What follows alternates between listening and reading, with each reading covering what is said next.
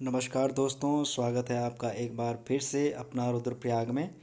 दोस्तों, आज हम बात करेंगे ई स्वराज की। ई स्वराज पे आप जानिए किस तरह से आप अपने गांव का हिसाब किताब चेक कर सकते हैं। गूगल पे लिख लेंगे ई स्वराज, ठीक है। ई स्वराज लिख के इंटर कर देंगे। इस तरह से आपके सामने गूगल पर इस तरह का पेज ओपन हो जाएगा। यहाँ जो आप देख रहे हैं फर्स्ट में ये लिखा हुआ है ई स्वराज, ठीक है। आप यहाँ पे देख लीजिए ब्लू निशान कर रखा है मैंने, तो यहाँ क्लिक कर देंगे। इसको क्लिक करने के बाद इस तरह का इंटरफेस आपके सामने आ जाएगा। आपको इसके लास्ट में आना है, ई स्वराज के बिल्कुल लास्ट में। यहाँ से आप देख सकते हैं panchayat profile, planning and reporting, accounting and audit. तो हम लास्ट में आ जाएंगे। यहाँ रिपोर्ट लिखा है, जहाँ यहाँ है फर्स्ट है एनालिटिक रिपोर्ट, सेकंड है पंचायत प्रोफाइल और थर्ड है प्लानिंग और चौथे पे अकाउंटिंग पे हम क्लिक करके इस तरह से आ जाएंगे।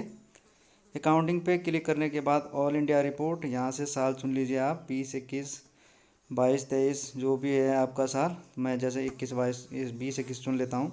यहाँ स्टेट वाइज समरी पे रिपोर्ट कर देंगे, यहाँ क्लिक कर देंगे। इस तरह से नया इंटरफेस आपके सामने आ जाएगा। यहाँ आपको प्रत्येक राज्य का नाम लिखा हुआ है, तो आप यहाँ से अपना स्टेट को सिलेक्ट कर सकते हैं। जैसा मेरा उत्तराखंड है तो मैं इसमें उत्तराखंड चेक कर लूँगा। स्क्रॉल डाउन करते आ जाइए जब तक आपको स्टेट नहीं मिल जाता आपका। इस तरह से मेरा उत्तराखंड है तो मैं उत्तराखंड पे क्लिक कर दूँगा। क्लिक करने के बाद जिस भी राज्य पे आप क्लिक करोगे उस राज्य के डिस्ट्रिक्ट आपके सामने ओपन हो जाएंगे। जैसे उत्तराखंड के ये डिस्ट्रिक्ट आ गए हैं अल्मोड़ा, बागेश्वर, चमोली, ठीक है। मेरा रुद्रप्रयाग है तो मैं रुद्रप्रयाग पे क्लिक कर दूँगा। इस तरह से रुद्रप्रयाग पे क्लिक करने के बाद यहाँ ब्लॉक आ जाएंगे, जो भी आपका जिला है जिले के ब्लॉक आ जाएंगे। मेरा जखोली ब्लॉक है, जखोली पे क्लिक करने के बाद इस तरह से गांव की लिस्ट आ जाएगी। यहाँ अपने आप गांव का नाम देख लीजिए और सर्च करके अपने गांव का पता लगा लीजिए। इस तरह से जैसे मेरा गांव सियूर है तो मैं चेक कर लूँगा सियूर कहाँ पे है। स्क्रॉल डाउन करते जाएं, आपको मिल जाएगा आपका गांव हेरा सियूर। तो इसके लास्ट में जो आप देख रहे हैं ब्लू वर्ड में कुछ लिखा है लास्ट में, तो हम इस ब्लू जो दिखाई दे रहा है इस पर हम क्लिक कर देंगे। आपका भी जो गांव होगा उसके लास्ट में ऐसा होगा। इस पर क्लिक करने के बाद इस तरह का इंटरफेयर आ जाएगा आपके सामने। तो यहाँ मंथ वाइज नाम लिखा हुआ है, अप्रैल, मई, जून, जुलाई। तो यहाँ फर्स्ट देख लीजिए आप मंथ है, उसके बाद यहाँ ऊपर देख लीजिए रिसिप्ट लिखा है। यहाँ पे देख लीजिए रिसिप्ट है और ये पेमेंट है। रिसिप्ट मतलब पैसा आया है और पेमेंट किया है। तो ये पंचायत में पैसा कहाँ से आया है देख लीजिए, 2 रिसिप्ट आ रखी हैं और 5 पेमेंट हो रखी है। तो हम जून पे क्लिक कर देंगे। इस तरह से आपके पास जून का महीना ओपन हो चुका है। तो यहाँ से देख लीजिए रिसिप्ट पे पहले दो देख लीजिए 3/6/2020 को FFC 2020-21 R1, ठीक है। उसी तरह R2 यानी 2 बार पेमेंट आ रखी है, दोनों अलग अलग वाउचर हैं, चेक कर लेंगे। एक वाउचर पे क्लिक करने के बाद इस तरह से आ जाएगा आपके सामने। तो यहाँ देख लीजिए गांव का नाम लिखा है, ठीक है। और इसके बाद आप देख लीजिए डायरेक्ट जो अकाउंट में आया है इनके पैसे, और 3/6/2020 को ये पैसा आया है। 14 फाइनेंस कमीशन की तरफ से ये पैसा आया है, यहाँ लिखा हुआ है, ठीक है। 14 फाइनेंस कमीशन जो अमाउंट इनको पे हुई है, यहाँ देख लीजिए R1 है। जो अमाउंट मिली है वो 4,01,000 रुपये की पेमेंट आई है। तो यहाँ पे आप देख लीजिए ये बैंक में आई है, डायरेक्ट अकाउंट नंबर है, ठीक है। अब यहाँ से चेक कर लीजिए, ये चेक नंबर है 1, ठीक है। इस बैंक अकाउंट में ये आई है और ये चेक नंबर 1 है।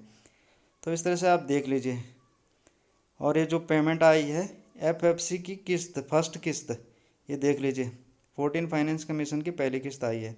और जो ये अमाउंट आई है 4,01,000, यहाँ से आप प्रिंट निकाल सकते हैं एक्सपोर्ट PDF से। चलो बैक का आ जाते हैं, दूसरी पेमेंट चेक कर लेते हैं। इस पर यहाँ क्लिक कर देंगे। यहाँ देख लीजिए R2 लिखा हुआ है, तो इस पर क्लिक कर लेंगे। क्लिक करने के बाद इस तरह से इंटरफेयर फिर दिख जाएगा आपको 4,01,000 रुपये फिर से यहाँ अमाउंट आ रखी है। और ये बिल्कुल दूसरी अमाउंट है, आप कंफ्यूज मत होना, क्योंकि पहले भी 4,01,000 आई है, उसमें R1 था और इसमें R2 है, ठीक है। आप आराम से चेक कर लीजिए।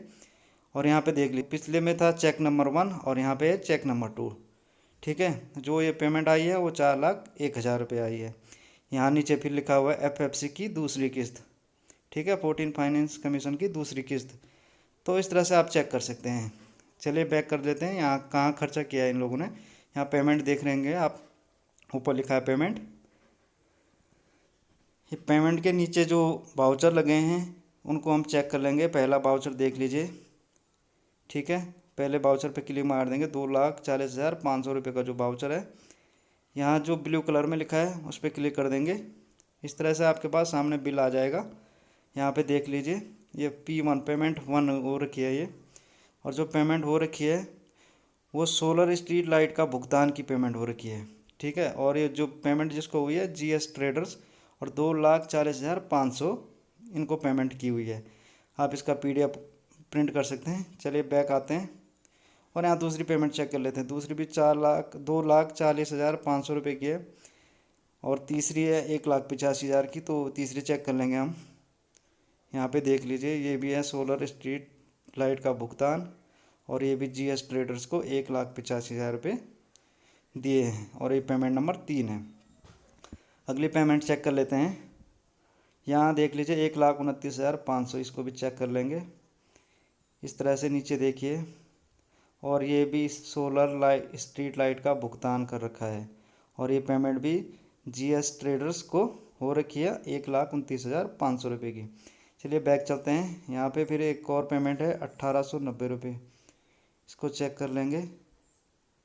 इस तरह से इस पे देख लीजिए किस चीज़ का है, DSC का भुगतान हेतु, ठीक है। इस तरह से इसका भी 1,890 रुपये आइसोलेशन इन्फोटेक को दे रखे हैं, ठीक है। इस तरह से आपको अपने गांव के बारे में जो भी वित्त आता है, आपके सेंटर से हो या स्टेट गवर्नमेंट से हो, आप यहां से चेक कर सकते हैं। यहां से आपको पता लग सकता है कि आपके गांव में कितनी स्ट्रीट लाइट आई हैं और उनकी पेमेंट कितनी है, और तो आप प्रधान जी से पूछ सकते हैं। चैनल पर नए आए हो, लाइक सब्सक्राइब ज़रूर करें। आप यदि मनरेगा से रिलेटिव या स्वच्छ भारत मिशन के अंतर्गत जिन लोगों को शौचालय मिले हैं उस लिस्ट के बारे में जानकारी चाहते हैं कि आपके गांव में किन किन लोगों को शौचालय मिला है, तो कृपया मुझे कमेंट अवश्य करें। वीडियो अंत तक देखने के लिए धन्यवाद।